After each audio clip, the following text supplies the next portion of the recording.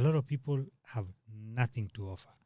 In fact, as a nation, since independence, I only know of one good idea we've had since independence in the field of leadership, and that is devolution, which came with the 2010 Constitution, courtesy of Kibaki. There are no other ideas. There are no new ideas. No one is challenging anything. Yeah? There are so many bad ideas there. And every time somebody tries to speak out against some of these ideas, you're there being censored, you're being cancelled, you can't have... I mean, how are we going to get better ideas when nobody wants to challenge the status quo? How? Yeah. How are you going to get better ideas? Yeah. You know, the first segment of this show today, was a tribute to Kibaki and his visionary leadership and his focus. And, I'd say, Moi used to go on stage and give a speech, a written speech. He would read the speech, and when he finishes, he says, "Yo ni yo." And then now he freestyles. Sasa tumeingia freestyle. Now we are going to go into this thing properly. Now I was reading an article. They're saying that Hilton is closing down after 50-something years. They are leaving Kenya. Intercontinental closed down. Yeah. These are big businesses. For big businesses to be hit, big businesses are robust. They can take blows. Yeah. But for them to take blows till they go down, it means things are really bad. Small businesses died out a long time ago. I have friends of mine. I remember one friend we were talking. He used to supply, I think, like water pumps or transformers or something. And he told me things are so bad. I just told the landlord, mi nimekuachia hizo vitu, chukua ukauze. Yeah. I don't have the money. Things have been so bad. And we've had leaders in office. Yeah. Fuel is still a problem. Somebody is sleeping on their job, surely. Surely. Huh?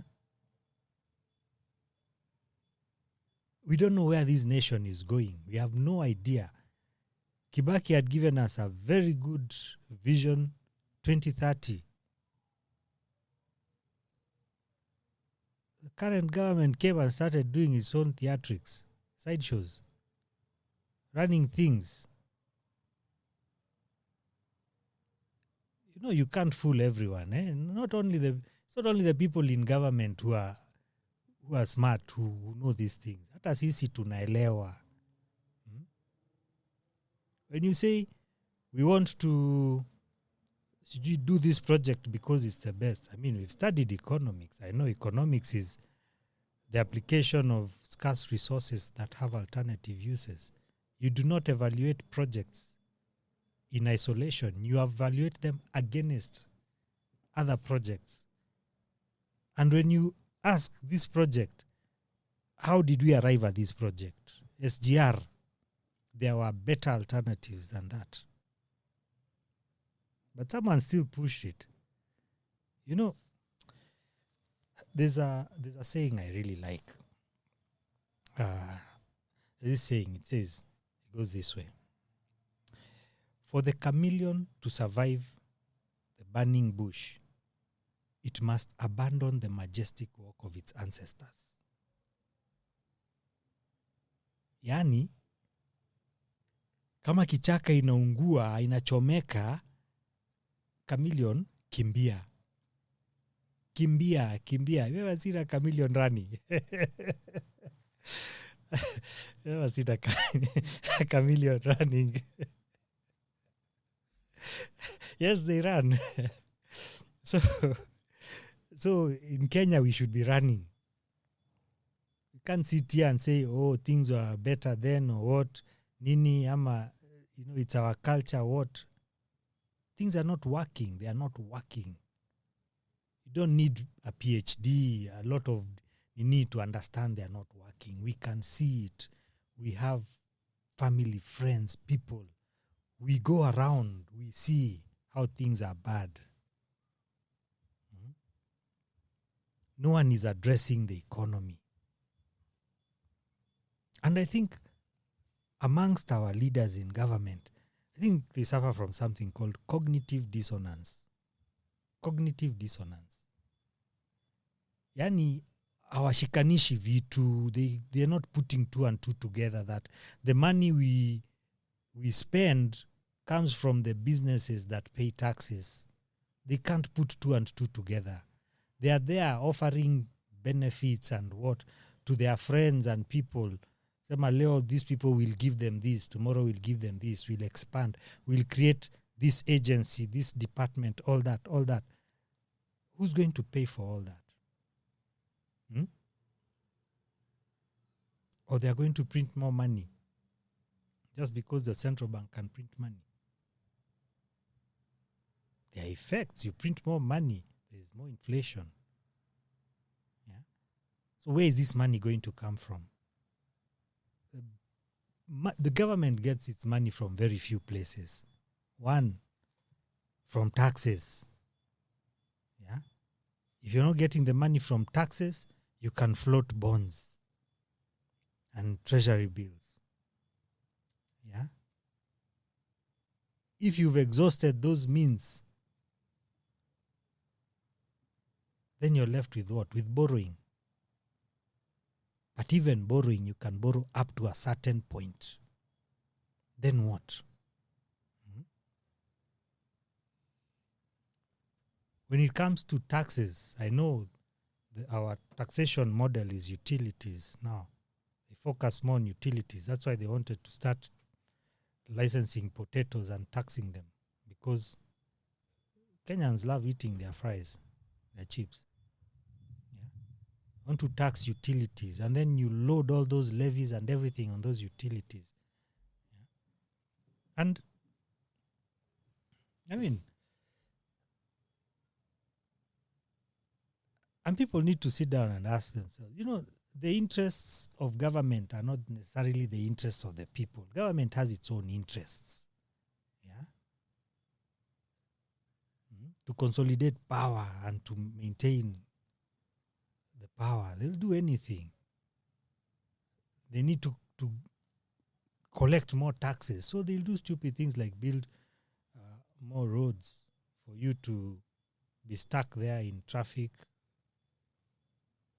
burning fuel, so that they can collect more from fuel. Yeah.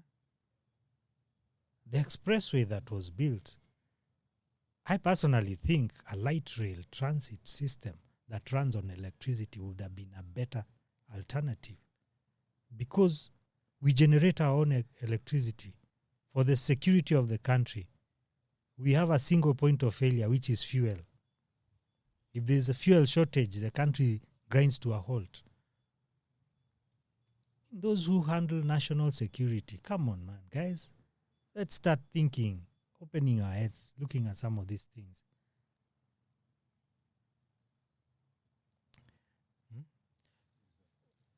So, and I think in the last show, we were talking about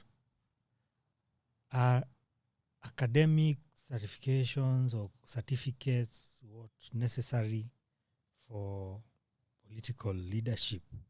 I mean, if you're going for a technical job, yeah, maybe they'll be necessary, but public leadership is a public trust. If there's a community that the most educated person there is class 8, and they want their person to represent them, you can't bar them from electing someone to represent them. They'll represent them, because this person is elected to represent their interests.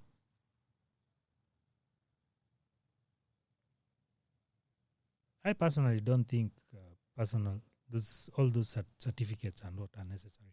But there was an issue, there's a point I also mentioned, the need for debates. we need, the whole freedom of expression is not about you going there to twerk. You can go and twerk on Instagram and what, that's fine. But the whole point of freedom of expression is so that people express different opinions, different ideas, so that the best ideas carry the day. If we don't have debates, we only have now people pushing narratives, the government pushing narratives, certain groups of people pushing narratives, media. But when we have people who can sit and debate the major issues of the day, and there are many issues. In Kenya today, we have the economy. There's still 2/3 gender, which personally I think is ridiculous. I don't know how we are going to implement it. Gender is not a criteria for elected position. You don't represent gender, you represent individuals.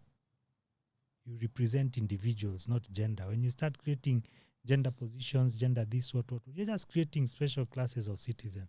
Where does it end? Any group of people can come and say, we want that. But the individual is the most vulnerable minority.